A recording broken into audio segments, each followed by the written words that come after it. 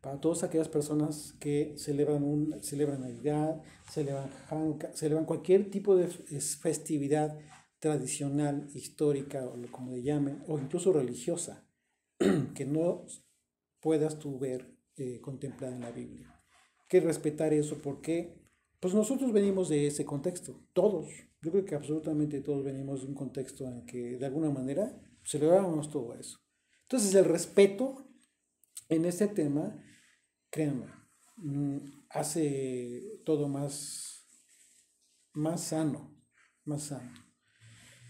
Así es de que bueno, yo les voy a pedir que me acompañen al Evangelio de Juan. Vamos a hacer un pequeño análisis solamente, no vamos a hablar de hacer muy extenso este tiempo, pero vamos a hacer un pequeño análisis acerca de lo que, porque esta festividad, por ejemplo, el caso de Hanukkah, que casi no lo tocamos en el estudio pasado, hablamos más del tema de la Navidad y el 12 de diciembre, pero en el caso de Hanukkah casi no hablamos. Vamos a abordar este tema porque curiosamente hay un versículo solamente en el que los creyentes en Yeshua, y quiero ser muy claro, los creyentes en Yeshua, no estoy hablando del pueblo judío natural. Y eso es importante que nosotros mismos entendamos la diferencia. El pueblo judío natural, por supuesto que está súper justificado para celebrar Hanukkah. No solamente porque lo consideren ellos, le den un tinte, un aspecto relacionado con Dios, con eventos que supuestamente ocurrieron en aquella ocasión de forma sobrenatural, lo cual no tenemos ningún argumento válido para negar todo aquello que supuestamente haya sucedido, como los milagros que hayan sucedido en aquella ocasión. En ese sentido, tenemos que aprender a diferenciar entre nosotros que creemos en Jesucristo, en el Hijo de Dios, en Yeshua, y aquellas personas que no creen en el Hijo de Dios, que es el pueblo judío, que no creen en Yeshua como el Mesías. ¿Por qué? Porque lo que nace, de donde nace la fiesta de Hanukkah, es precisamente en un evento de revuelta judía con el propósito de recuperar la nación y el templo de Jerusalén. Ese es el propósito, en términos más claros. Que si hubo milagros y todo eso, bueno, no tenemos, yo personalmente yo no tengo argumento para negar que no hayan sucedido milagros. Efectivamente, pudo haber sido, o sea, sabemos perfectamente que Dios puede hacer eso y muchísimo más. De hecho, hay milagros que están registrados en el templo, en la escritura. Así es de que no tenemos argumento para eso. Sino nosotros, el punto es el motivo de la celebración de esta fiesta. Así es de que curiosamente, en toda la Biblia solamente se habla de un versículo acerca de esta festividad. Vamos a ver un poquito más adelante que curiosamente y sin ningún argumento y ahí sí ya es peligroso. Eso sí ya es peligroso que nosotros lo hagamos. Y yo les exhorto para que tengamos temor reverencial en torno a las escrituras. ¿Por qué? Porque incluso se puede llegar a grado, o sea, ya ha llegado al grado en comentarios que tratan de acomodar, de incluso equiparar este tema de las luminarias de la Hanukkah con la dedicación del altar.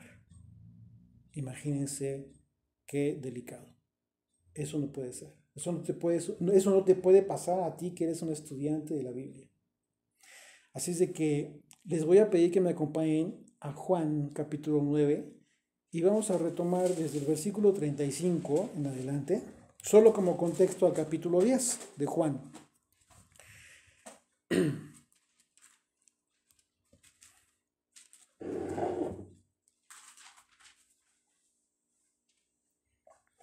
Como antecedente, a esto, a partir del versículo 35, Yeshua sanó a un ciego de nacimiento.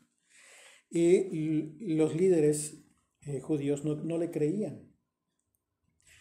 Y empezaron a preguntar y a preguntar y a preguntar. Llegan al grado incluso de expulsar a este hombre que había sido sanado por ser discípulo de Yeshua, porque le dijeron, eres discípulo de Yeshua. O sea, tú que nos vas a enseñar a nosotros, nosotros somos hijos de Abraham, etcétera, etcétera. Y lo expulsaron. Entonces, dice el versículo 35, oyó Yeshua que le habían expulsado y hallándole le dijo, ¿crees tú en el Hijo de Dios? Respondió él y dijo, ¿quién es, Señor, para que crea en él? Y dijo Yeshua, pues le has visto y el que habla contigo, él es. Estamos hablando que el contexto aquí tiene que ver con la vista, lo que te da luz. Y ya hemos estudiado en qué sentido Yeshua hablaba y enseñaba y hacía los milagros con el propósito de dar una enseñanza espiritual, de manera que esta ceguera tú la puedes identificar perfectamente como una ceguera espiritual también, de la que nos viene a sanar Yeshua. Si tú no haces efectivo este milagro en ti, simple y sencillamente estás desperdiciando la gran oportunidad para recibir la revelación de Él, que Él viene a entregar. Dice, y él dijo, le dijo Yeshua, pues le has visto y el que habla contigo Él es. Y él dijo, creo, Señor, y le adoró. Dijo Yeshua, para juicio, fíjense bien, para juicio he venido yo a este mundo, para que los que no ven, vean, y los que vean sean cegados. ¿Por qué dice aquí la escritura que dice el Señor que vino para juicio? Y resulta que en su primer venida, de acuerdo a Isaías 61, venía para misericordia. Bueno, juicio en este sentido, es decir, juicio para salvación, no de condenación, sino para salvar. Es decir, fíjense una vez más, para juicio he venido yo a este mundo, para que los que no ven, vean, y los que ven sean cegados. ¿Ok?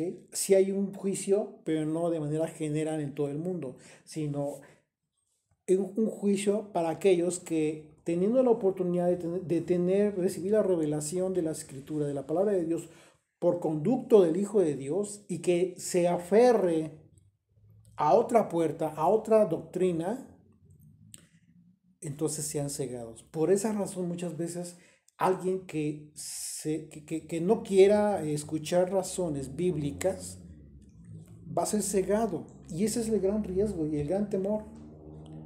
Por eso en ocasiones es preferible no hablar, no discutir estos temas con las personas que aún no han comprendido. ¿Por qué? Porque si amas a tu prójimo, tienes que cuidar este aspecto. Procurar que no se afiance en su necedad y que se le endurezca el corazón. Mejor hay que dejarlo así. Que poco a poco, por sí mismo, o quizás por otras personas, a veces no eres tú el indicado. Entonces, hay que tener mucho cuidado en ese sentido. Verso 40. Entonces algunos de los fariseos que estaban con él, al oír esto, le dijeron, ¿acaso nosotros somos también ciegos? ¿Te diste cuenta cómo se pusieron el chaleco? Lo que dicen normalmente, ¿no? Me quedó el chaleco. Pues sí, sí les quedó. Ellos preguntaron, Yeshua respondió, si fuerais ciegos, no tendríais pecado. Mas ahora, porque decís vuestro pecado, vemos vuestro pecado permanece. Es decir, ¿de qué ceguera está hablando ya aquí Yeshua? Ya no está hablando de una ceguera física, está hablando de una ceguera espiritual, literalmente, la ceguera espiritual. ¿Y a quién se lo estaba diciendo? Nada más y nada menos a los maestros de la Biblia en Israel, en aquel entonces, los fariseos. Fíjense bien el contexto, porque en ese contexto es vamos a continuar en el versículo 10, el capítulo 10. Está hablando Yeshua de los maestros, de los que enseñan, de los que estaban destinados, de los que tenían la gran responsabilidad de enseñar la escritura al pueblo. Fíjate, versículo 1 del capítulo 10 dice, de cierto os digo, el que no entra por la puerta en el redil de las ovejas, sino que sube por otra parte, ese es ladrón y salteador. Si vemos aquí que está hablando con estos fariseos que son líderes de Israel, que estaban dedicados a la enseñanza de la Escritura, ¿qué piensas tú que quiere decir el Señor cuando dice de cierto os digo? Que el que entra por la puerta en el redil de las ovejas, que el que no entra por la puerta, sino que sube por otro lado, ese es ladrón. Te vas a dar cuenta que Yeshua está hablando de estos fariseos, de estos líderes, y de su enseñanza que estaban dando, y el mensaje que él va a dar. Es decir, el mensaje del maestro es a las ovejas. Tengan cuidado por cuál puerta van a entrar al redil de Israel. ¿Por qué? Porque no hay muchas puertas, hay una sola puerta y hay un solo maestro. Desde aquí empieza el contexto más duro porque ya empezó a hablar de ellos, de los líderes. Fíjate bien. Dice, verso 2, mas el que entra por la puerta, el pastor de las ovejas es. Está hablando de él mismo. Mas el que entra por la puerta, ¿qué es la puerta? Si ya entendimos cómo enseña Yeshua, que te habla de ejemplos prácticos, pero que la enseñanza es netamente espiritual, primordialmente hablando, esa puerta tiene que ver con su enseñanza, porque Él es el pastor. Dice, más el que entra por la puerta, el pastor de las ovejas es. A este abre el portero, y las ovejas oyen su voz, y a sus ovejas llama por nombre y las saca. Y cuando ha sacado fuera todas las propias, va delante de ellas, y las ovejas le siguen, porque conocen su voz. Es decir, tú vas a seguir la voz del pastor, tú vas a seguir su enseñanza, tú vas a ser fiel cuando dices y confiesas que crees en Jesucristo, pero por cuanto sigue su voz, es decir, sigue su enseñanza, sigue su camino. Mas al extraño no seguirán, sino huirán de él, porque no conocen la voz de los extraños. Aquí es cuando comienza la dispersión. Es decir, que no te espante que en un movimiento determinado, cual sea, de repente haya gente que comienza a separarse de ese movimiento. Que no te espante. Porque quizás tenga que ver con esto. Él lo está anunciando. Y si lo está anunciando, por supuesto que está sucediendo. Y está sucediendo desde hace muchos siglos. Mas al extraño no seguirán, sino huirán de él, porque no conocen la voz de los extraños. Cuando habla de la voz de los extraños, no está hablando de la voz de aquellos líderes, de cualquier líder en específico. Está hablando de una enseñanza distinta a la que el corazón, en el alma de las ovejas, la tuya y la mía, está queriendo recibir el agua. Y la busca. Y el agua que está por aquí, pues está turbia, no está clara y sabe feo. No le late. Mejor se va por otro lado.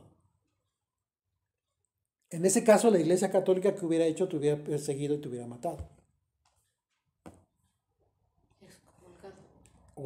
Sí, de entrada excomulgado. Lo mismo que sucede hoy. No puede ser que por el hecho de que alguien piense diferente ya te pelees con esa persona. No puede ser. No puede ser. De verdad que no tiene sentido.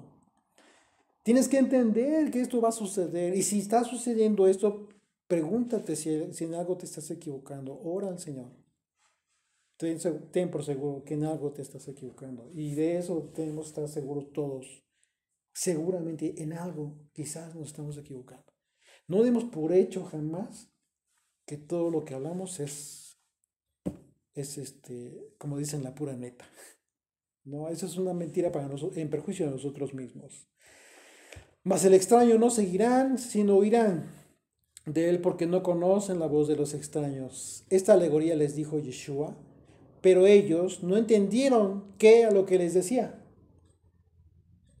Claro, está hablando de una alegoría porque realmente lo que está hablando es un sentido espiritual. Verso 7, volvió pues Yeshua a decirles ya un poco más claro. De cierto os digo, yo soy la puerta, ya clarito, yo soy la puerta. Yo traigo la enseñanza, la doctrina de mi Padre, el Eterno. Yo soy la puerta de las ovejas de Israel. Todos los que antes de mí vinieron, todos los maestros que vinieron antes de mí, ladrones son y salteadores. Pero no los oyeron las ovejas. ¿Por qué? Pues la prueba está como estaba Israel. No estaba maduro, no estaba madura la higuera. Verso 9, yo soy la puerta. El que por mí entrare será salvo. Y entrará y saldrá y hallará pastos, hallará alimento. Pero te lo está diciendo muy claro. Yo soy la puerta. Si entras por mí, es decir, si tu fe está basada, fincada en mi enseñanza, en mis palabras, su enseñanza son sus palabras. No lo que tú supongas que hizo o no hizo en determinada fecha. No, para esa razón tenemos su palabra escrita. Yo soy la puerta, el que por mí entrare será salvo y entrará y saldrá y hallará pastos. El ladrón no viene sino para hurtar y matar y destruir. Fíjate bien, fíjate qué durísimo está esto. Está hablando de, justamente son los atributos de Satanás, del maligno. Pero ve qué duro, porque se los está atribuyendo a ellos y ellos se dan cuenta.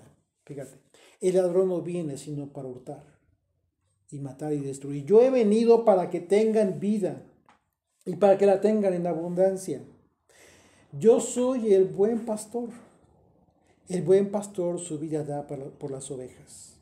Mas el asalariado, el que no es el pastor, de quien no son propias las ovejas, es decir, aquel que recibe un sueldo, aquel que recibe un pago, simplemente hace el trabajo y se va. No le interesa cómo estén las ovejas. Ese es el asalariado. El asalariado, más el asalariado, y que no es el pastor, de quien no son propias las ovejas, ve venir el lobo y deja las ovejas y huye. Es decir, aquella persona que está viendo que hay un problema, que las ovejas están en peligro de extraviarse nuevamente o de perderse inclusive, simplemente dice, por no tener problemas, no, yo sigo la corriente y está bien. Vamos a seguir todos felices y contentos. No pasa nada. Puede ser que no estés recibiendo un pago en efectivo, dinero, pero estás actuando a conveniencia propia. No quieres tú tener problemas. Si te quieres evitar problemas y lo que haces, como que te haces de la vista gorda y como les vaya, ¿eh? Y lo único que llegas, si acaso, a decir, pues cada quien es salvo por sí mismo, o sea, cada quien por su salvación. Y también tiene responsabilidad, pero ya si los dejas, no los orientas. Y eso está mal. Tienes una gran responsabilidad. Dice, verso 13, perdón, una vez más el 12, más el asalariado y que no es el pastor, de que no son propias las ovejas, ve venir el lobo y deja las ovejas y huye, y el lobo arrebata las ovejas y las dispersa. Así que el asalariado huye, porque es asalariado y no le importan las ovejas. Yo soy el buen pastor y conozco mis ovejas y las mías me conocen. Así como el Padre me conoce y yo conozco al Padre y pongo mi vida por las ovejas. También tengo otras ovejas que no son de este redil. Aquellas también debo traer. Aquí está hablando ya de los dispersos en todas las naciones del mundo. Y oirán mi voz, y habrá un rebaño y un pastor. Por eso me ama el Padre, porque yo pongo mi vida para volverla a tomar. Ya que está hablando de la resurrección de su muerte, resurrección del Señor. Nadie me la quita, sino que yo de mí mismo la pongo. Tengo poder para ponerla y tengo poder para volver a tomar. Este mandamiento recibí de mi Padre. Volvió a haber disensión entre los judíos por estas palabras. ¿Por qué? ¿Por qué empezaron a discutir entre los judíos por estas palabras?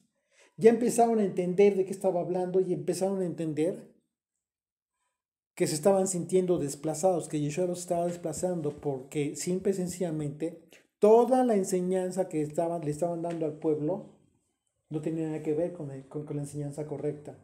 Toda, y hablo de toda, no solamente la enseñanza bíblica de la Torá, de los profetas, sino incluso lo que vamos a ver ahorita más adelante. Ustedes mismos vayan discerniendo. Muchos de ellos decían, demonio tiene y está fuera de sí, ¿por qué le oís?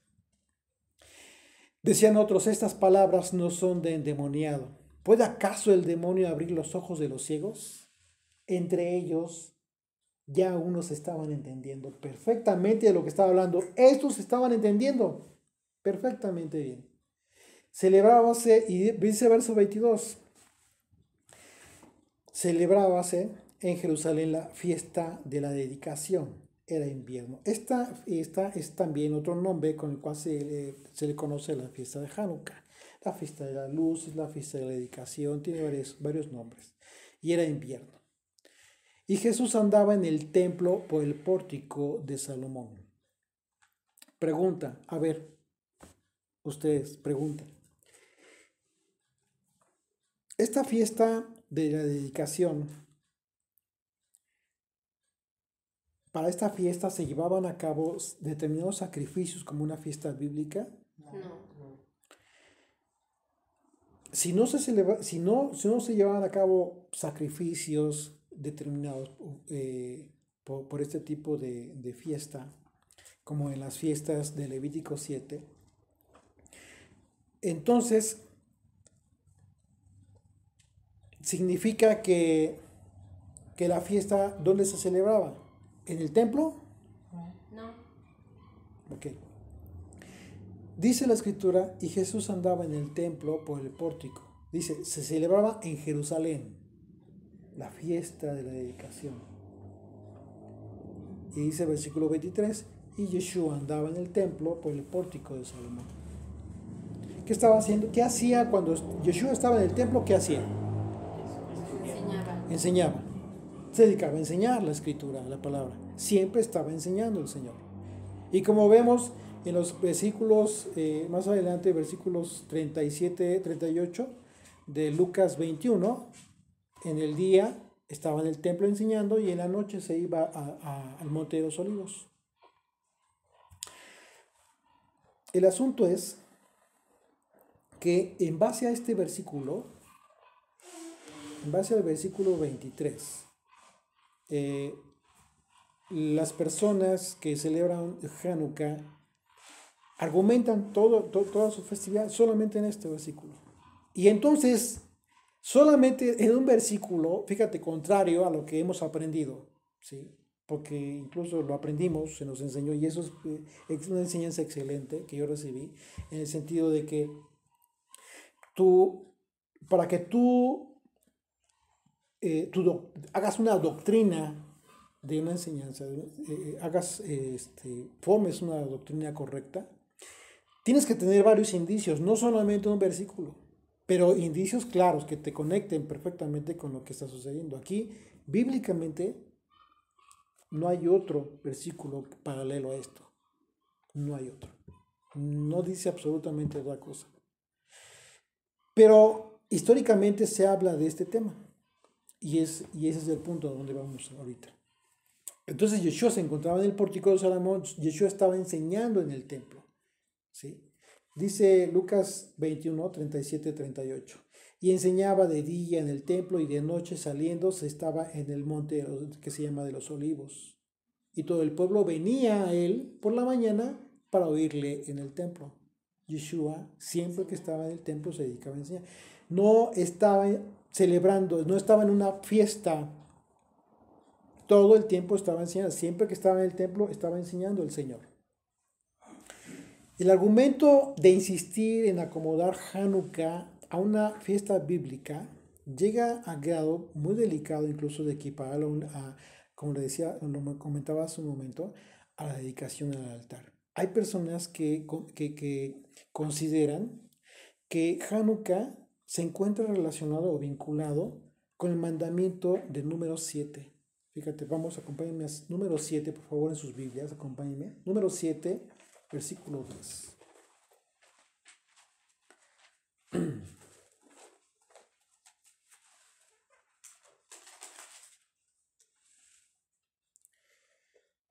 Dice, y los príncipes trajeron ofrendas para la dedicación del altar el día en que fue ungido, ofreciendo a los príncipes su ofrenda delante del altar.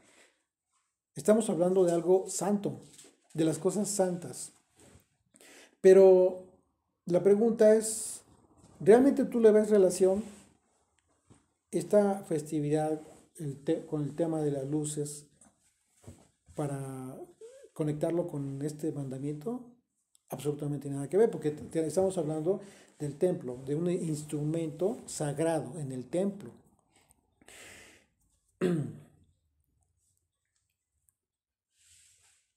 Acompáñame a Levítico, por favor. Vamos a ver otro tema, porque también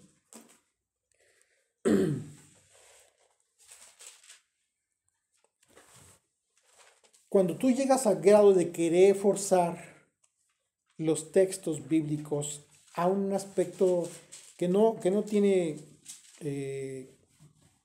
argumento bíblico, entonces te encuentras en el riesgo sobre todo hablando de elementos del templo y las cosas dedicadas a Dios, puedes correr el riesgo de llegar a lo profano, al tema de la profanación de las cosas santas. Y para esto es importante entonces entender que la profundidad de la palabra, del concepto profano. Levítico 10, desde el versículo 9.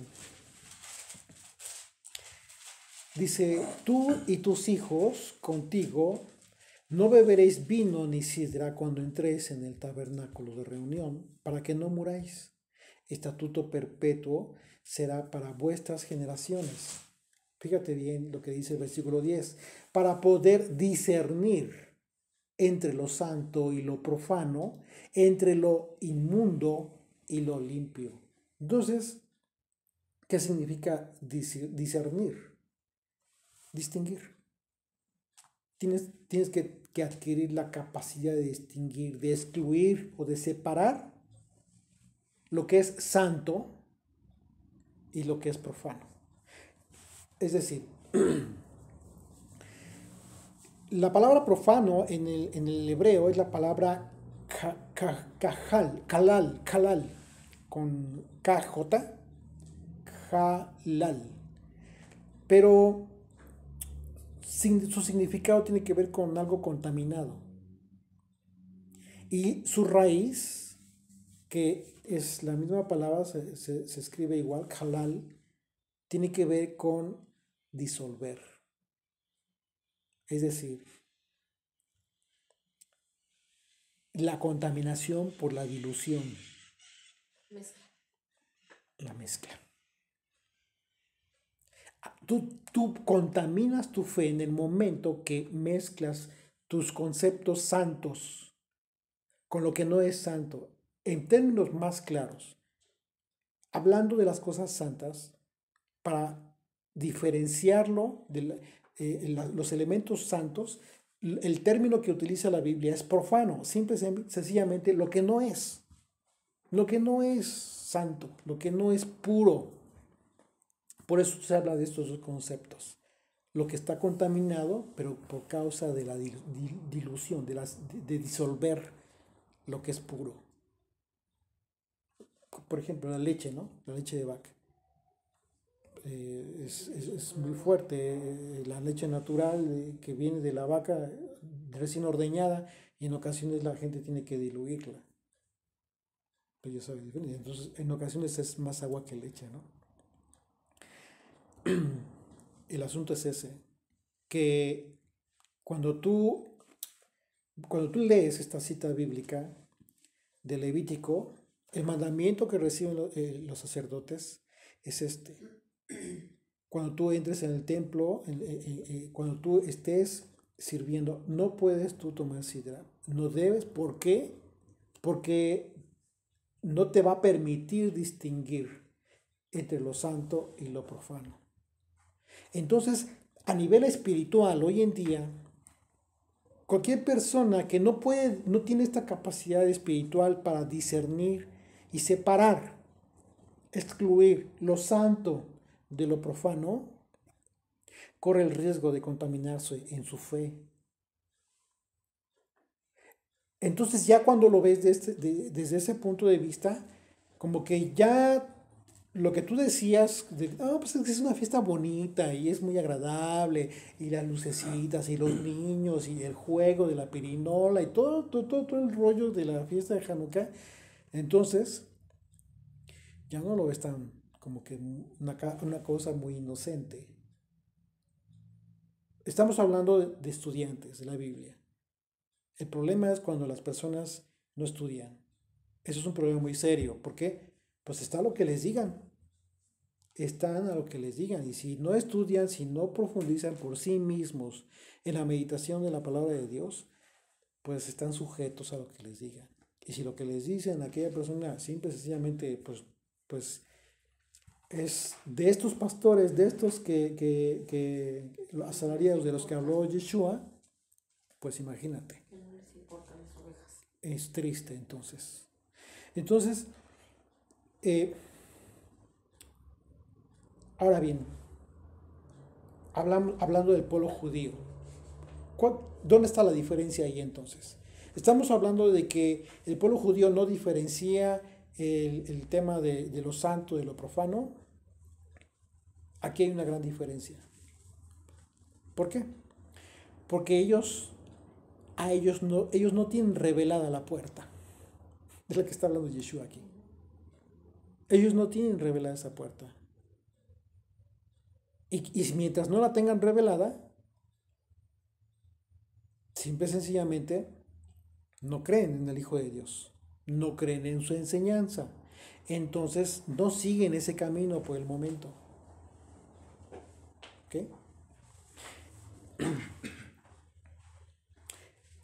Ahora, ¿por qué en un momento dado ellos están justificados por Dios? Bueno, lo hemos estudiado muchas veces.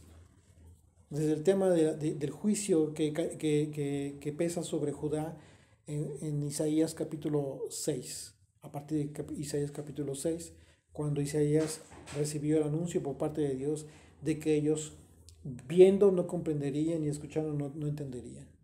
¿Por qué? Porque ellos insistieron, y si tú ves un poquito antes del capítulo 6, te vas a dar cuenta que ellos estaban insistiendo en seguir sus propias leyes y no seguir las leyes de Dios. Ellos estaban insistiendo en seguir sus propios caminos. Por eso el Señor le revela esto a Isaías. Y Isaías dice, ¿hasta cuándo, Señor? Y bueno, ya le da un tiempo profético determinado. ¿Cuál es el mayor riesgo de todo esto entonces? Bueno, el riesgo de un creyente en Yeshua, que es todo lo contrario, que sí tiene esta puerta revelada y que le está diciendo al Señor, sigue mi enseñanza, yo soy la puerta. El problema es que tú puedes llegar al grado incluso de llegar al punto el que llegaron, al que llegó Israel después de que fue liberado de Egipto. ¿Qué fue lo que sucedió en Egipto? Para que pudieran ser liberados el pueblo de Israel. ¿Qué fue lo que sucedió? Clamaron. Y clamaron. ¿Y después qué pasó? para que pudieran ser liberados, hubo plagas, 10 plagas. ¿Cuál fue el propósito de esas 10 plagas? El propósito de esas 10 plagas fue juzgar duramente a la idolatría, juzgando a las 10 deidades más importantes de Egipto en aquel entonces. ¿Ok? Entonces, eso que sucedió, ese acontecimiento tan tremendo acerca de esas plagas, fue un testimonio no solamente para Egipto, no fue un juicio y testimonio para Egipto solamente, sino también fue un testimonio de la gloria y del poder de Dios para su propio pueblo. Pero el pueblo no entendió. ¿Por qué? Porque saliendo de Egipto se crearon otra imagen. ¿Por qué se crearon otra imagen? Hicieron el becerro. Sí, les hicieron el becerro de oro. ¿Por qué? ¿Por qué lo crearon? Ellos vieron cómo Dios fulminó la esencia. Vete, ya. Ellos vieron cómo es que Dios fulminó la esencia y lo que significan esas deidades, lo que significaban esas deidades. Pero el asunto es que volvieron a crear otra imagen. Lo que ellos veían en Egipto era una imagen. Lo que sucedió fue que ellos estuvieron tantos años en Egipto que de alguna manera ellos quizás en su mente entendieron que obviamente que tenían que darle honra al Eterno, al que los liberó, pero a través de. Y en un momento dado, al dar por hecho que Moisés ya no regresaba, después de que subió por las tablas, por la ley, pues dijeron, ya no regresa, no sabemos qué pasó. Haznos dioses, le dice a Aarón. Acompáñenme a Éxodo, por favor, 32.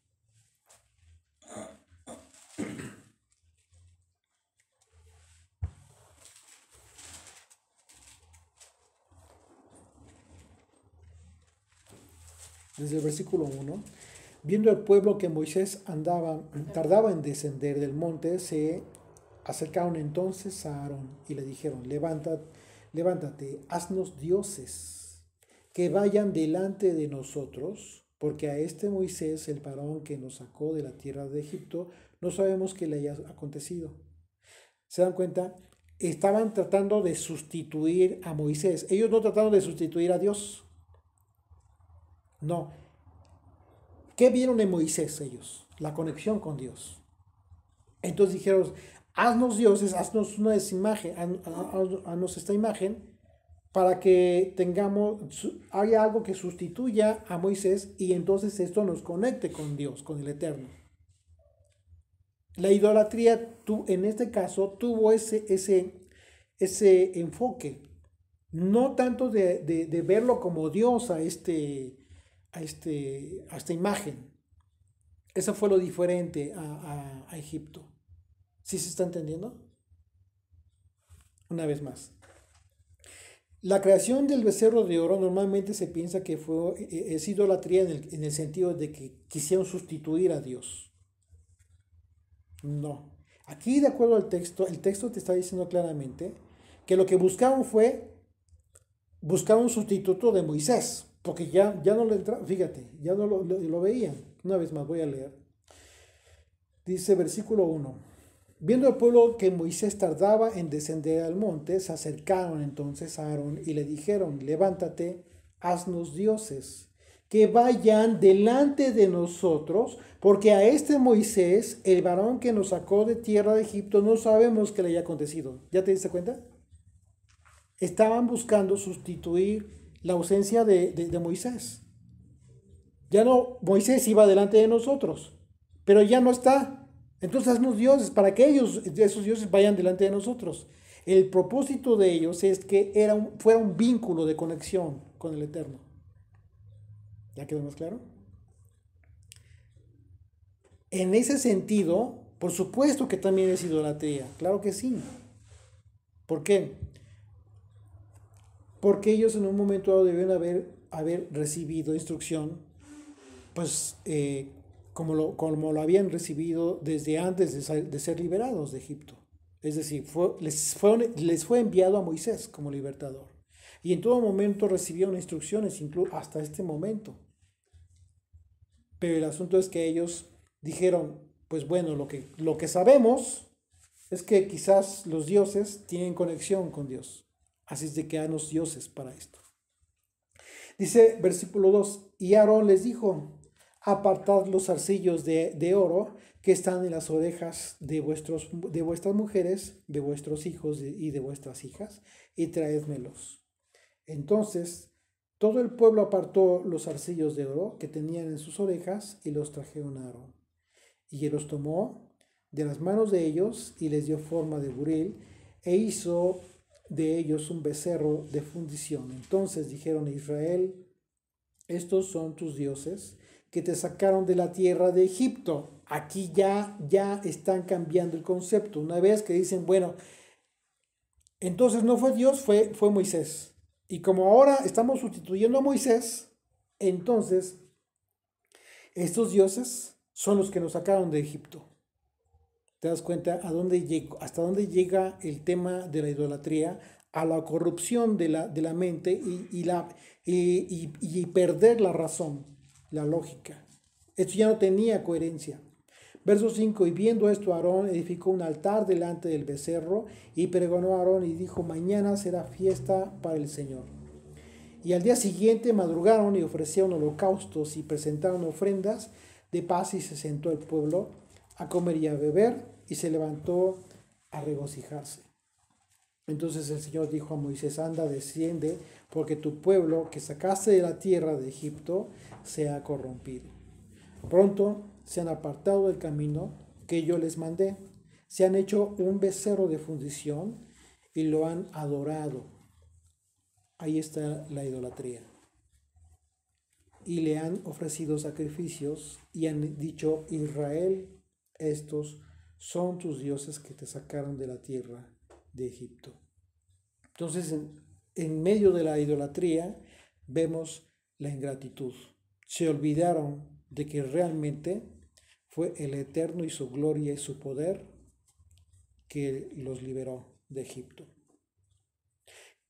Así es de que ese es el mayor riesgo al que te puede llevar que tu fe sea sustentada en aspectos que no fueron establecidos por Dios.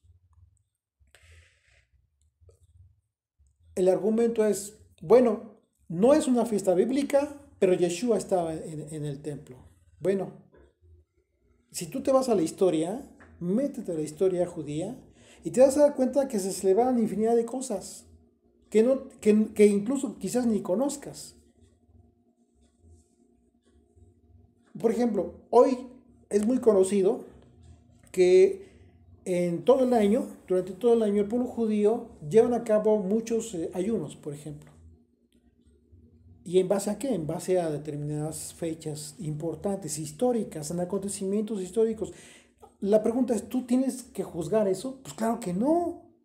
Claro que no. Hay que respetar la tradición del pueblo judío.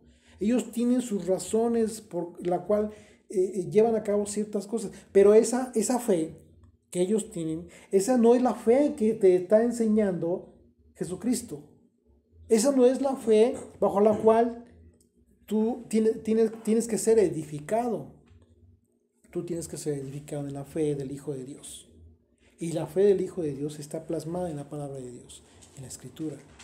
Y esa Escritura, la palabra de Dios, el Nuevo Testamento, es sus palabras. Y todas las enseñanzas de las cartas de sus discípulos, todas absolutamente refieren a su enseñanza en los evangelios y toda su enseñanza, por supuesto, que está sustentada en la Torá y en los profetas.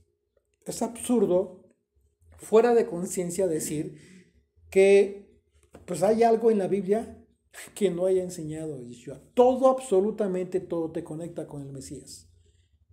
Esa es la gran bendición y la gran riqueza que te da el estudio de la Escritura desde Génesis 1:1 hasta Apocalipsis 22, conectando cada versículo, cada pasaje de la Biblia con el Hijo de Dios. Te vas a dar cuenta que todo tiene sentido, todo absolutamente tiene sentido.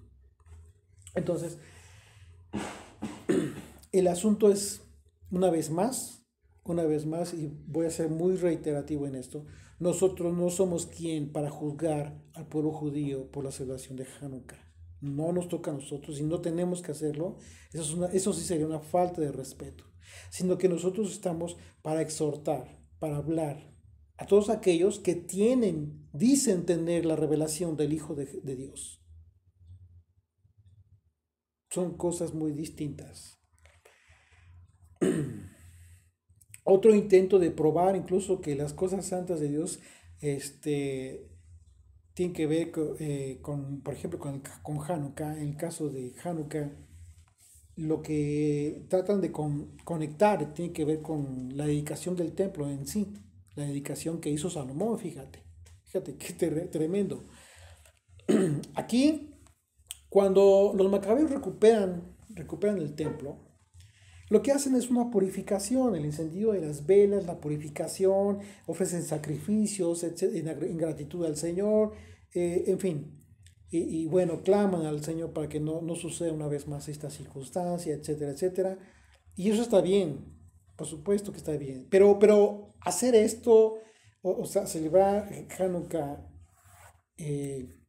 basándose en queriéndolo comparar o viéndolo como una analogía acerca de lo que sucedió con Salomón en la dedicación del templo, es un verdadero error, es un error más. Es lo mismo que tratan de hacer queriéndolo conectar con la dedicación del altar. Pues imagínate, claro que no, nada que ver. Acompáñenme a Segunda de Crónicas, por favor. Segunda de Crónicas, capítulo 7. En el capítulo 6 se describe cómo es que Salomón se pone de rodillas, levanta sus manos y comienza a hacer una oración hermosa al Señor.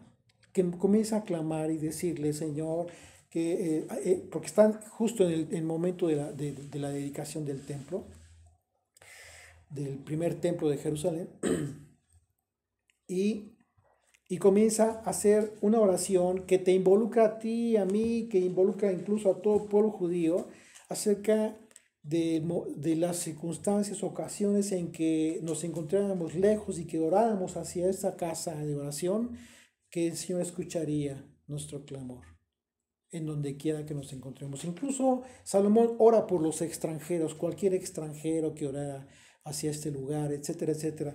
Una oración tan hermosa que les recomiendo que lean todo el capítulo 6 y en el capítulo 7, Salomón recibe la respuesta de Dios. Y aquí sí está documentado lo que sucedió, como respuesta de Dios. Dice versículo 1, cuando Salomón acabó de orar, descendió fuego del cielo y consumió el holocausto y las víctimas, y la gloria del Señor llenó la casa, es decir, el templo. Y no podían entrar los sacerdotes en la casa del Señor, porque la gloria del Señor había llenado la casa de Dios.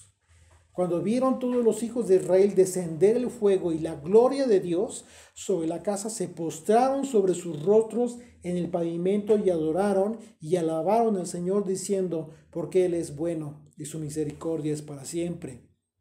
Entonces el rey y todo el pueblo sacrificaron víctimas delante del Señor y ofreció el rey Salomón un sacrificio, en sacrificio 22,000 bueyes y 120,000 ovejas, y así dedicaron la casa de Dios, el rey y todo el pueblo.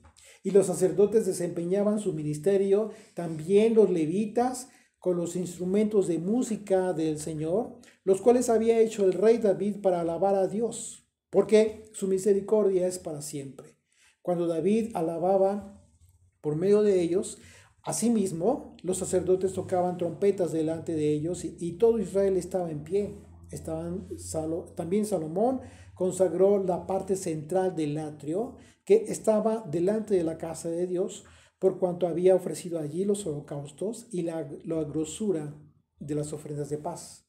Porque en el altar de bronce que Salomón había hecho, no podía caber los holocaustos, las ofrendas y las grosuras. Entonces hizo Salomón fiesta 7 días y con él todo Israel en una gran congregación, desde la entrada de Hamat hasta el arroyo de Egipto. El 8.º día hicieron solemne asamblea porque había hecho la dedicación del altar en 7 días y habían celebrado la fiesta solemne por 7 días. Y a los 23 días del mes séptimo envió al pueblo a su hogar, alegres y gozosos de corazón por los beneficios, por las bendiciones que Dios había hecho a David y a Salomón y a su pueblo Israel. Qué hermoso, ¿no? Este evento histórico, por supuesto que está documentado, de la misma manera que está documentado todo el acontecimiento histórico de Macabeos, la guerra de los Macabeos, la consagración. Sin embargo, ¿qué crees? Dato curioso, no sé, igual alguien sí lo ha visto, pero de los libros de los Macabeos, en donde se redacta esta historia, yo no encontré el registro del supuesto milagro del encendido de esta luminaria por 8 días, que milagrosamente se quedó encendida 8 días. Lo que sí encontré, pues es el evento, ¿no? Y la razón por la cual se celebra históricamente hablando. Ahorita lo vamos a ver.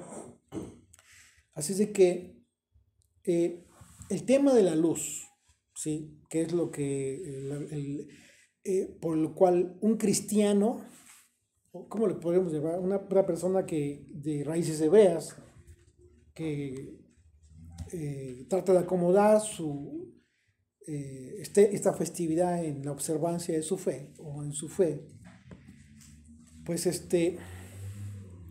hablan de la luz, dice el tema de la luz, que también es motivo para tratar de acomodar Hanukkah en su observancia. Es decir, ¿cuál es el texto con el cual tratan de argumentar, hacer una argumentativa de la fiesta de Hanukkah? Juan 1.1. Acompáñenme al Evangelio de Juan, por favor. Capítulo 1.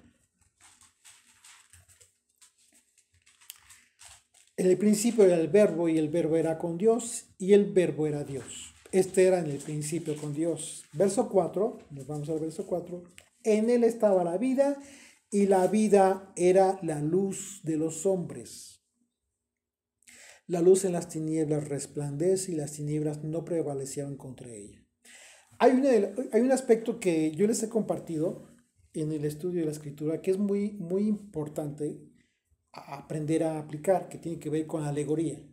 Sin embargo, la alegoría tiene su límite. Cuando la alegoría rebasa ese límite, te encuentras en un gran riesgo. ¿Cuál es el riesgo? De que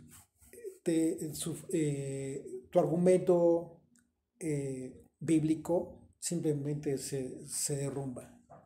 Ya no tienes un argumento sustentable, bíblicamente hablando. Es decir, este tema de la luz de la Hanukkah y aplicado a ese milagro que repito una vez más, donde se encuentra registrado, tiene que ver con literatura judía específicamente, pero en estos libros que detalla el acontecimiento histórico de Macabeos no lo encontré yo. Quizás por ahí me puedan dar algún dato certero de que sí efectivamente se encuentre, pero bueno, el asunto es ese, ¿no? Y utilizan este versículo, el decir, Juan dijo que Yeshua era la luz de los hombres. Y Yeshua dijo de sí mismo que él era la luz del mundo. Por supuesto que sí. Y entonces lo quieren acomodar a Hanukkah. Una vez más, lo profano. Una vez o sea, quiero ser muy claro, el tema de lo profano, el concepto profano, hablando de la Biblia, solamente tiene que ver con aquello que no es santo. Y no es santo simple y sencillamente porque no lo describe la Biblia como santo. Por eso. Exactamente. Entonces, aquí vemos que Juan habla del tema, igual como lo hizo Yeshua, acerca de la luz. Y este es el texto. ¿Cuál sería el contexto? Ayer lo compartí por ahí con algunos de los compañeros, algunos de los estudiantes en su muro. El contexto de Juan. ¿De qué estaba hablando Juan? Juan no estaba hablando de Hanukkah.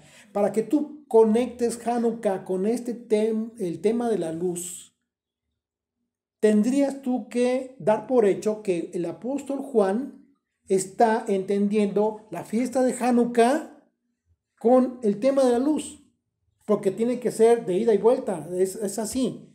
La Biblia no solamente conecta en un sentido y ya de regreso, no. Tú no puedes hacerlo. Si tú consideras que Juan 10, 22 y 23 tiene que ver con Juan 1 del 1 al 5, pues bueno, entonces tienes que dar por hecho que Juan estuvo hablando de Hanukkah. Juan estaba hablando de Yeshua, pero en ningún momento lo conectó con Hanukkah. Juan conectó el contexto de las palabras del apóstol Juan, de su enseñanza, es Génesis 1.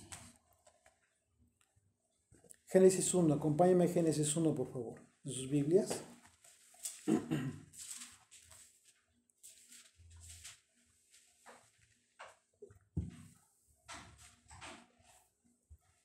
Génesis 1, versículo 2, y la tierra estaba desordenada y vacía, y las tinieblas estaban sobre la faz del abismo, y el Espíritu de Dios se movía sobre la faz de las aguas.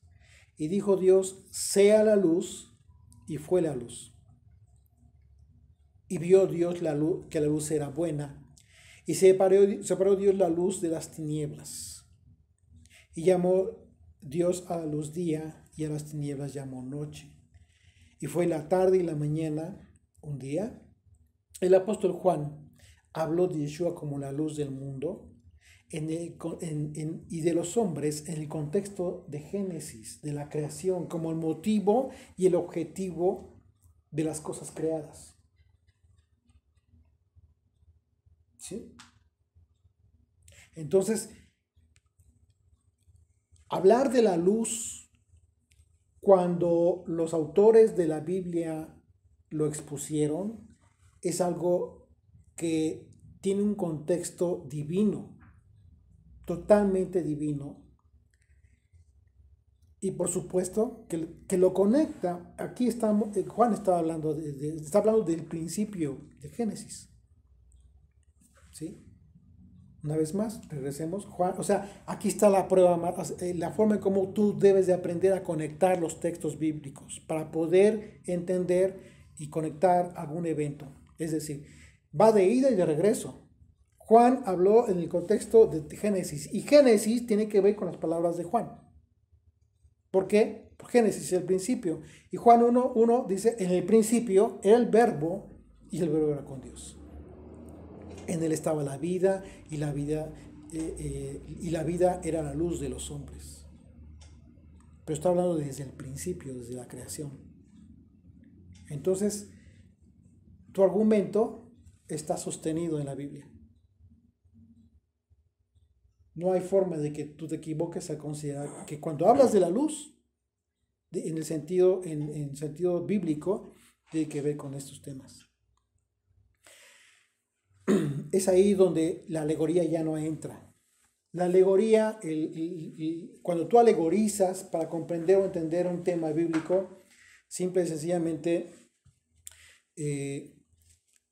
cuando la alegoría se excede en lo normal, pues simplemente se cae. Por el contrario, Hanukkah, ya hablando de Hanukkah, no refiere nada de esto. En el más lamentable de los casos, lo que hoy se enseña para celebrar Hanukkah en realidad solo tiene su origen en la celebración de la fiesta de las enramadas. Y esto mucha gente no lo sabe. Realmente el origen real de la fiesta de Hanukkah tiene que ver con una fiesta atrasada de Sukkot. Y eso sí está registrado en la historia, ¿cómo ves? O sea, eso no se lo inventó nadie. ¿Y qué crees? En aquella ocasión se emitió una ley, un edicto, un decreto, para que cada año se celebrara esa fiesta. Pero el contexto, en realidad, más que otra cosa, tiene que ver con una fiesta atrasada de tabernáculos. Entonces dime tú, ¿dónde está que el principio y que la luz y que Yeshua y que la luz de los hombres y Hanukkah? Entonces, es ahí donde cuando dijo al Señor, cuando dice la Escritura, dice Pablo, que, que seamos niños en un sentido, pero maduros en otro. Seamos como niños en la malicia, pero maduros en el espíritu. Así es de que hay que aprender a madurar. Les voy a leer segunda de Macabeos, el capítulo 10, del 1 al 8. Sí, esa no la vas a encontrar en tu Biblia. A menos que tengas una Biblia católica, sí la vas a encontrar, porque en la Biblia católica hay 2 libros. Se dice que se escribieron 4 libros, pero en la Biblia se cuenta con primera y segunda de Macabeos. Del versículo 1 al 8, si quieren anotarlo para que después lo busquen. Macabeo y sus seguidores, guiados por el Señor, reconquistaron el templo y la ciudad de Jerusalén. Destruyeron los altares construidos por los paganos en la plaza pública y también sus lugares de culto. Después de purificar el templo, construyeron otro altar y, golpeando una piedra contra otra, sacaron fuego y ofrecieron con él un sacrificio. También quemaron incienso, encendieron las lámparas y presentaron los panes consagrados. Ya hacía 2 años que los sacrificios se habían interrumpido. Después de esto, inclinados y con la frente en el suelo, pidieron al Señor que no volviera a dejarlos sufrir tantas calamidades, que en caso de pecar, los corrigiera con bondad, pero que no los entregara en manos de paganos salvajes que injuriaban a Dios. El pueblo fue purificado en la misma fecha en que había sido profanado por los paganos, es decir, el día 25 del mes de Kislev. Es el mes que está terminando. Precisamente el mes que se celebra la fiesta de Hanukkah. Y celebraron con alegría 8 días la fiesta, a la manera de la fiesta de las enramadas. Fíjate cuál es el contexto original. A la manera de las enramadas, recordando que poco tiempo antes la habían celebrado en las montañas y en las cuevas, donde vivían como animales salvajes, estaban huyendo, escondidos. Por esto, llevando limones adornados, claro, es una fiesta de Sukkot lo que hicieron ellos. Limones adornados con hojas, ramas frescas de árboles y hojas de palmera, cantaban himnos a Dios, que había llevado a buen término la purificación del santuario. Además, toda la asamblea, ahora, aquí una aclaración, no dice, este texto no dice que estaban celebrando la fiesta de la fiesta de Sukkot. Ya la habían celebrado como pudieron allá en las cuevas, dieron honra al Señor, pero como no pudieron celebrarla en el templo a la manera de, quisieron recordar esto. Pues ese es el contexto de esta celebración y por 8 días, tal cual como se celebra Sukkot. Entonces dice, además toda la asamblea, y el versículo 8 dice, además toda la asamblea aprobó y publicó un decreto en el que se ordenaba, es una orden, es un mandamiento, que todo el pueblo judío celebrara cada año estos días de fiesta. Es un mandamiento. El pueblo judío tiene este mandamiento, señoras y señores. Entonces, es una mentira Es una mentira sobre mentira que alguien diga que celebra fiesta de Hanukkah como que porque es bonito, porque te recuerda, porque tiene que ver con Yeshua. Eh, Perdón, pero nada de esto tiene que ver con Yeshua. Nada de lo que acabamos de leer tiene que ver con Yeshua. Absolutamente.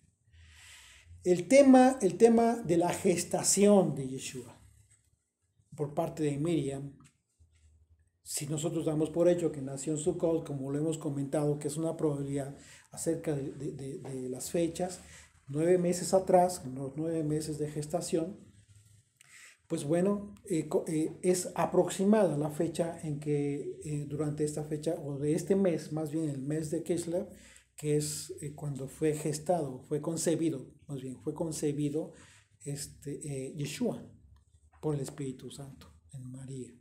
¿Ok? Pero eso de ninguna manera como que ya te conecta con el contexto de esta festividad judía. Una vez más, la enseñanza que recibimos del apóstol Pablo es a ser maduros en la fe. Seamos como niños en la malicia, en las cosas que no conviene, que no son tan buenas, como niños inocentes, seamos pensando bien, pero en las cosas que tienen que ver con tu fe tienes que madurar. Por eso en el capítulo hace 8 días analizamos el capítulo de capítulo 10 de 2 de Corintios, que tiene que ver con el tema de la debilidad en la fe. La responsabilidad que tú tienes, tú que te dices ser más maduro en la fe que otros a quienes les has hablado de la palabra de Dios, pues bueno, exprésalo, manifiéstalo, preocúpate realmente porque todo lo que vives no sea estorbo para toda aquella gente que amas. Te garantizo que toda aquella gente que amas, que aún está celebrando Navidad, cuando te veas que estás celebrando otra cosa con luces que tampoco entiende y que nunca le vas a poder comprobar que está en la Biblia, lo vas a perder. Todo tu esfuerzo y tu amor y tus lágrimas quizás en ocasiones porque has derramado por esa gente que amas y que aún no comprende tu fe, tú mismo les vas a poner un tropiezo. Tú mismo les vas a provocar la ceguera espiritual. Aquella ceguera espiritual que vino a sanar el Hijo de Dios. Que tu libertad, aquello que tú sabes en tu madurez, que si te sientes maduro en la fe, que así sea. Pero hazlo valer con hechos tangibles. Que esa madurez que dices tener te detenga, te cause un freno por la debilidad de aquel, por la conciencia de aquel que aún no comprende todas estas cosas.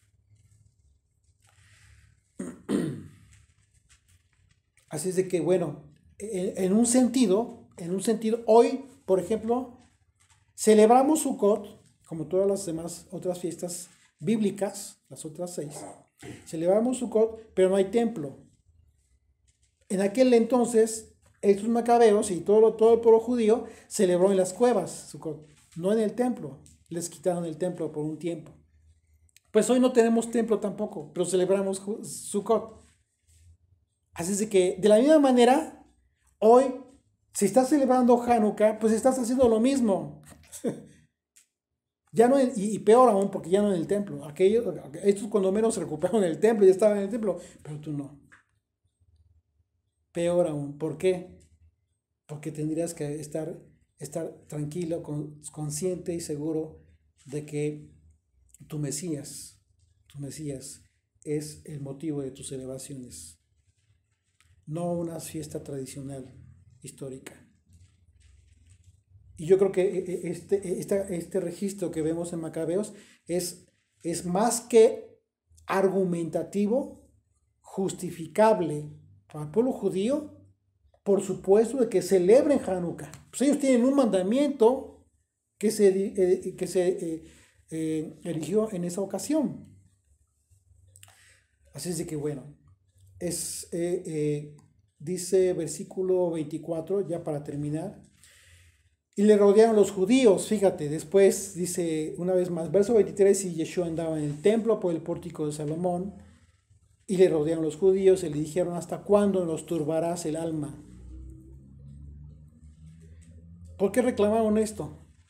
Porque desde el capítulo anterior estamos viendo que Yeshua está hablando de ellos. Está hablando como los salteadores, está hablando como aquellos que están exactamente, ladrones y salteadores. Es decir, literalmente está diciendo, todo esto que ustedes están enseñando y que están haciendo y que no son las enseñanzas de mi Padre, constituyen un robo. ¿Por qué? Porque te roban la fe. Todas esas cosas te roban la fe. Y le rodearon los judíos y le dijeron, ¿hasta cuándo nos turbarás el alma? Si tú eres el Cristo, el Mesías, dínoslo abiertamente. Yeshua le respondió, os lo he dicho, y no creéis. Las palabras que yo hago en nombre de mi Padre, ellas dan testimonio de mí. Pero vosotros no creéis porque no sois de mis ovejas. Eso está más duro. Otra de las cosas, de los elementos duros también, muy difíciles, que muchas veces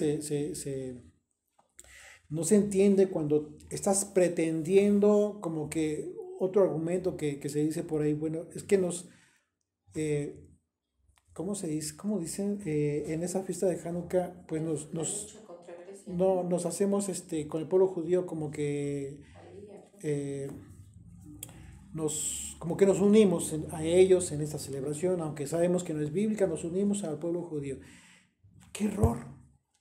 ¡Qué error! Te voy a decir por qué. A ver, siéntate en la mesa a celebrar Hanukkah con uno de ellos, como un observante, ¿eh? Hay mucho judío, casi todo Israel celebra Hanukkah, pero solamente el 20% son observantes. Así es que es una mentira que sea que digan ahora, no, pues es que mucho pueblo judío, mucho judío se está convirtiendo a Yeshua. Sí, los que no son observantes, los que nunca no crecieron bajo la observancia estricta y rigurosa de un observante judío, porque ellos tienen prohibido conocer el Nuevo Testamento. Hemos conocido gente, ¿no? Incluso familiares, ¿no? Hijos de rabinos, pero que a escondidas andan celebrando Hanukkah, pero simplemente son personas, son jóvenes que no fueron observantes, se rebelaron. Y bueno, todo tiene un propósito. Pero que de la observancia judía te vayas a creer en Yeshua, habrá que ver. Y yo no dudo que sea así, pero son muy contados los casos, literalmente son muy contados. Que se sepa esto ya, que Yeshua es el Mesías ya a nivel general en el judaísmo, pues bueno, es una cosa, y otra cosa es que lo reconozcan abiertamente, ¿verdad? Así es de que otro de los casos muy duros es el tema de la januquilla, de la menorá alterada, que es de 9 brazos, ¿no? Igual, es como que un elemento más que suficiente para que tú te des cuenta que no tiene nada que ver con la Biblia. Absolutamente nada que ver. Si tú entiendes, fíjate bien, si tú entiendes toda la conexión que tiene la creación de la menorá desde que recibió el mandamiento a Moisés, Éxodo capítulo 25, todo el propósito divino y profético de la menorá, la profecía de los 2 candelabros, la profecía acerca de los 7 espíritus y que te conecta hasta Apocalipsis relacionado con el Mesías, mira, vas a ver clarísimo lo profano cuando tengas ahí la januquilla. Nosotros teníamos, por aquí ya desaparecía, teníamos una januquilla, pero avanzamos en la fe, avanzamos y damos gracias a Dios por esto. Y todo final de cuentas nos va sirviendo, nos va edificando poco a poco, pero con ese propósito de que tu fe no se estanque, de que avance, Yeshua le rodearon a los judíos y le dijo, bueno, le hicieron este reclamo. Yeshua le respondió, os lo he dicho y no creéis. Las obras que yo hago en nombre de mi Padre, ellas dan testimonio de mí, pero vosotros no creéis, porque no sois de mis ovejas, como os he dicho. Mis ovejas oyen mi voz y yo las conozco. Ya te diste cuenta que sigue hablando del mismo tema desde el principio, del versículo 1. Es el contexto. Esto es el contexto. Así es de que si estaban celebrándose la fiesta de la dedicación, como dice aquí el versículo 23, ¿qué te está diciendo en torno a eso? No es accidente que a propósito haya quedado escrito que estaba celebrándose en Jerusalén la fiesta de la dedicación y Jesucristo está enseñando en el templo acerca de la mala enseñanza que están dando todos estos judíos. ¿No es claro el contexto de la advertencia que está dando Jesucristo a sus ovejas? Y le dice a ellos, ustedes no son de mis ovejas. Mis ovejas oyen mi voz y yo las conozco y me siguen, y yo les doy vida eterna y no perecerán. Jamás, ni nadie las arrebatará de mi mano. Mi Padre que me las dio es mayor que todos y nadie las puede arrebatar de la mano de mi Padre. Yo y el Padre somos uno. Entonces los judíos volvieron a tomar piedras para apedrearle. Yeshua le respondió, muchas buenas obras os he mostrado de mi Padre. ¿Por cuál de ellas me apedráis? Le respondieron los judíos diciendo, por buena obra no te apedreamos, sino por la blasfemia, porque tú siendo hombre te haces Dios.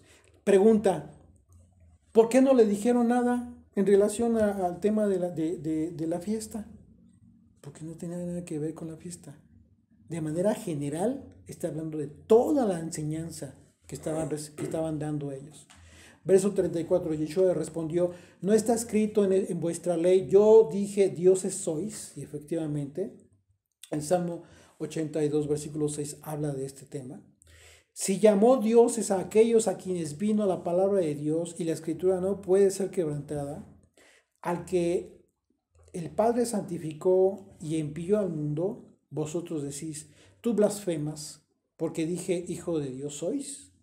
Si no hago las obras de mi Padre, no me creáis, mas si las hago, aunque no me creáis a mí, creed a las obras para que conozcáis y creáis en el Padre, que el Padre está en mí y yo en el Padre.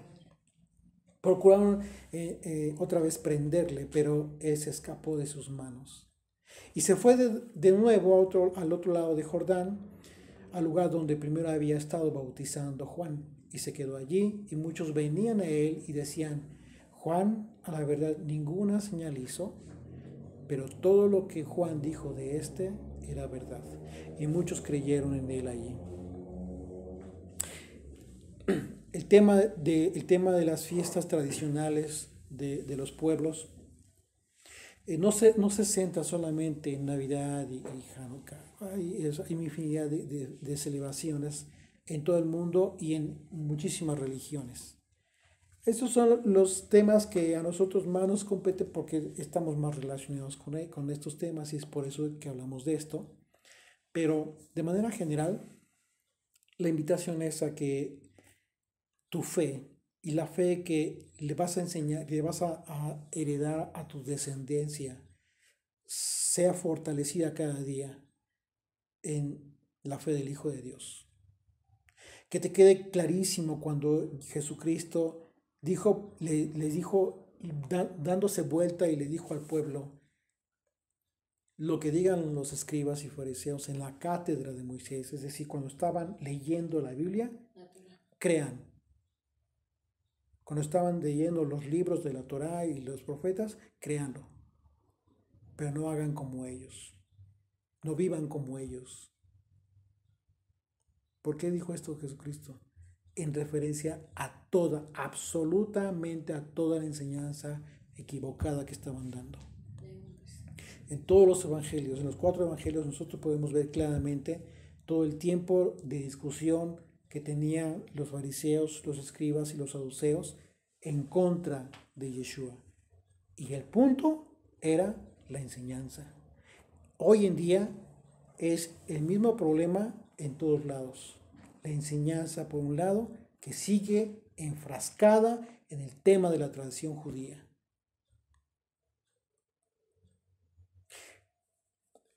Eso no significa, una vez más, y no me cansaré de repetirlo, que nosotros estemos juzgando al pueblo judío. Ellos ya fueron juzgados por el Mesías. Nosotros no tenemos que hacer eso. El asunto es que no debemos seguir esto que vino a enderezar el Mesías. Porque de otra manera, haz de cuenta que para ti no vino Jesucristo. No vino, simplemente porque sigues con la misma enseñanza tradicional judía. Pero ahora peor, porque entonces también dices creer en el Hijo de Dios. Contradicción. No puede ser una y otra. El que no es conmigo, contra mí es. Y el que no junta conmigo, desparrama.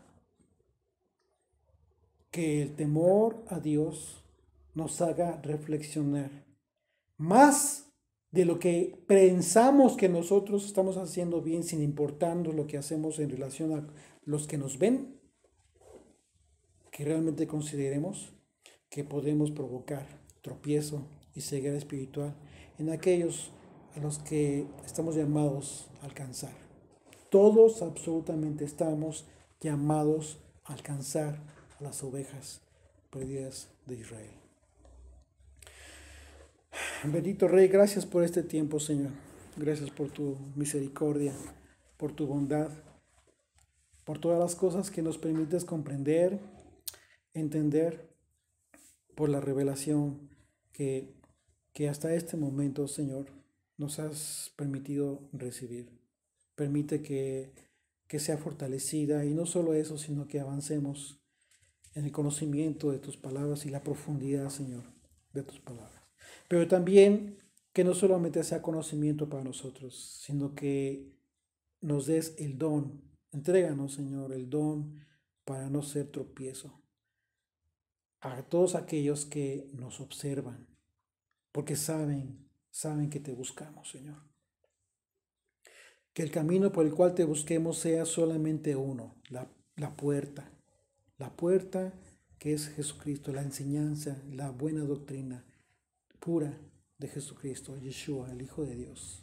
Que nos quede claro que nuestra fe no debe ser profanada, no debe ser mezclada, diluida, sino por el contrario, Señor, cada vez tiene que purificarse de la misma manera en que aquellos macabeos purificaron el templo una vez que lo recuperaron. De la misma manera, nosotros por nuestro lado tenemos que purificar y fortalecer cada día nuestra fe, a fin de que nuestra fe solamente sea sustentada en toda la doctrina, en toda la enseñanza de Yeshua. Ayúdanos, Señor, porque sabemos también que esto no solamente depende de nosotros, sino que es un don que recibimos de ti. Te lo rogamos en el nombre de Yeshua. Amén.